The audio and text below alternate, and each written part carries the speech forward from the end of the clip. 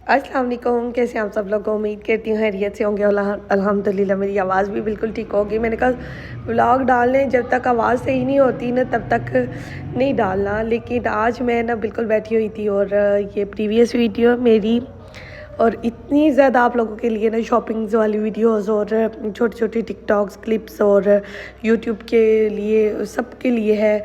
और don't worry about that कि मेरा चैनल मोनेटाइज नहीं है। यूट्यूब का दिल भर के वीडियो देखा करें, मुझे बिल्कुल भी उसके पैसे नहीं आएंगे। बेफिक्र होके देखा करें यार, क्या हो गया। आप लोगों को परेशान होने की बिल्कुल भी ज़रूरत नहीं है। तो सफ़र से आप लोगों को पता चल ही गया होगा, हम लोग जा रहे हैं हेडमराला की तरफ।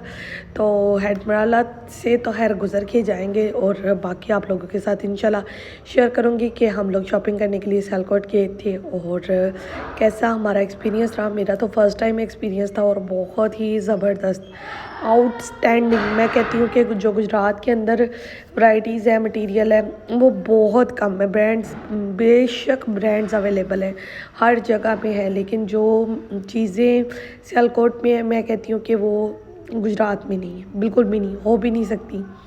और नो डाउट मैं ख़ुद गुजरात से हूँ और मैं गुजरात को प्रेफर करती हूँ। लेकिन छोड़ें इस बात को। पहले तो इस पॉइंट को देखें ना, जब आप हेडमराला एंटर होते हैं ना तो पहली हवा जब आपके मुंह पे पड़ती है ना, ठंडी यख ठंडी बर्फ़, और बस यही सुकून है।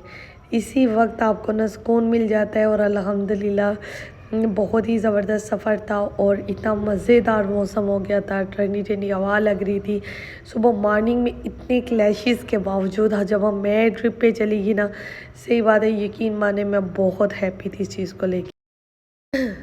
खैर छोटे छोटे क्लिप्स को लेके हम लोग पहुंच गए जी मॉल ऑफ सियालकोट में ना। कैंट में एंट्री होते ही हम मॉल ऑफ सियालकोट में चले गए। ब्रांड विलेज भी था, लेकिन जो कि मेरा फर्स्ट एक्सपीरियंस था तो हमने सोचा कि मॉल ऑफ सियालकोट से करते हैं। फिर उसके बाद नेक्स्ट इंशाल्लाह आप लोगों के साथ शेयर करूँगी वी मॉल का भी और ब्रांड विलेज का रिव्यू भी।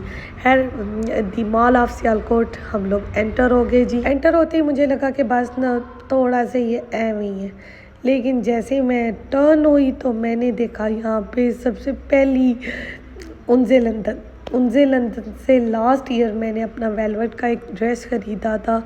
बहुत ही कमाल का था, बहुत ही ज़बरदस्त था, बहुत बहुत ज़्यादा ज़बरदस्त। फिर उसके बाद हम लोग चले गए अलकरम पे, उनसे लंदन पे 50% ऑफ था। और फिर उसके बाद ये आइडियाज़ पे था, सॉरी साया पे। और ये ड्रेस की क्वालिटी बहुत अच्छी थी। और देखिए आयशा ने माशाल्लाह से इतने ज़बरदस्त नेल्स भी लगाए हुए थे। और ये जलपरी पे बहुत बहुत प्यारा आर्टिकल था, हाँ वाइट कलर में था। मेरा कैमरा थोड़ा सा ज़्यादा एक्स्ट्रा लाइट दिखा रहा था, जिसकी वजह से आपको इसकी ओरिजिनल लुक दिखाई नहीं दे रही थी, लेकिन नो डाउट कि ये बहुत ज़बरदस्त था।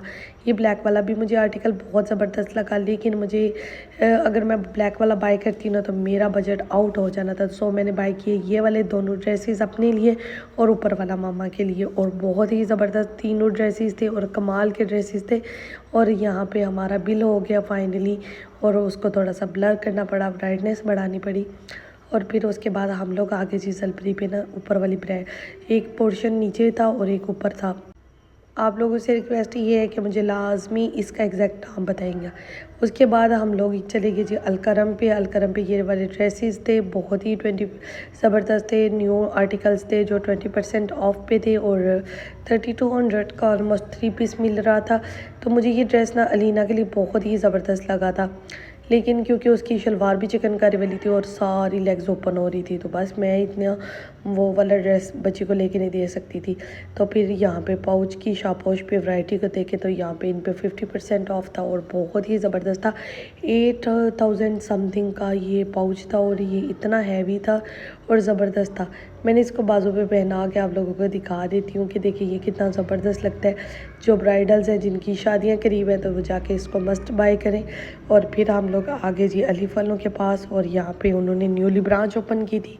और उन्होंने फिर उसके बाद हम लोगों ने यहाँ पे थोड़े से ड्रेसेस वगैरह देखे, जो ऑलमोस्ट इनके तमाम ड्रेसेस ना 7000 की रेंज में आते हैं। जो मुझे ये वाला पसंद आया तो मुझे आयशा ने यही कहा कि आपने इस तरह का खुद पहना जलपरी से हम लोगों ने ड्रेसेस बाय कर लिए थे, बाकी बस विंडो शॉपिंग थी। टॉप फ्लोर पे हम लोग चले गए। यहाँ पे चले जी, जब इतनी शॉपिंग कर ली जाए ना तो पे भूख तो लगती है। यहाँ पे मेरी जो दोस्तें मेरे साथ की हुई थी वो स्नैप अपनी बनाने में बिज़ी थी।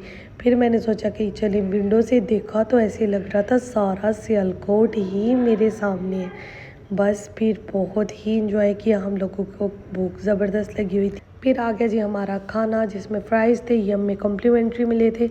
और टॉप फ्लोर पे ये पिज़्ज़ा शॉप थी, आई डोंट नो कि इसका क्या नाम था, लेकिन बहुत ही ज़बरदस्त कमाल का पिज़्ज़ा था। और यहाँ पे हम लोग सारे इंजॉय करते हुए फ़्राइज़ को। तो मोहम्मद मुझे कहता है कि मामा मेरा फ़ोक जो है वो बिल्कुल भी इसको लगा नहीं रहा। तो मैंने कहा आप बच्चे हाथ से खाएं। फिर कहते हैं नहीं मैं खुद ट्राई करूँगा। मैंने कहा चलो जी, बच्चे खुद भी ट्राई करने चाहिए। अच्छा, मुझे कहता है कि मामा वहाँ से मुझे झूला लेके दे। वहाँ पे वो कार राइड थी, वो 200 मांग रहा था। तो मैंने पैसे दिए तो कहता है नहीं मामा रहने दे, मैं ये पैसे पॉकेट में डाल लेती हूँ। मैंने कहा देखो कितना चालाकू है।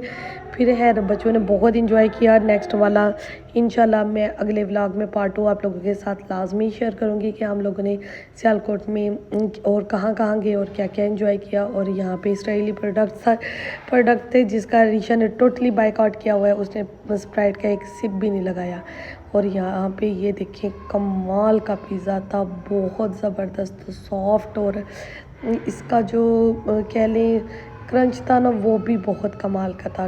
एक्सेल फ्लेवर था 2500 का। और टोटल बिल हमारा 3400 आलमोस्ट बना था। बर्गर मैं आपको ना रिकमेंड नहीं करूँगी, छोटा था, प्राइस के अकॉर्डिंग अच्छा नहीं था, लेकिन पिज़्ज़ा